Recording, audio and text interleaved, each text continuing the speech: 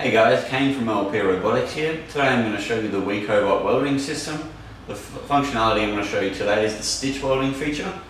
We'll jump straight into a dry run here and I'll explain how it works a little bit. So as you can see on screen down on the bottom right hand side there, I've just had a tick to enable the stitch welding feature. I've set the on segment for 30mm and the off for 20. The weld path will always start with an on, followed by an off, on and so on, until it reaches the end waypoint of the path.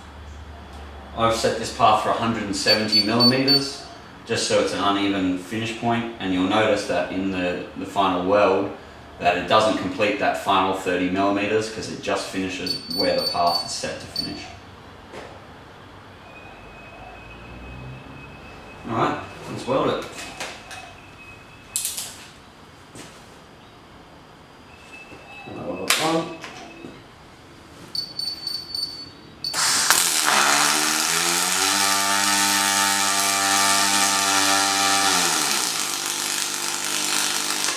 First 30.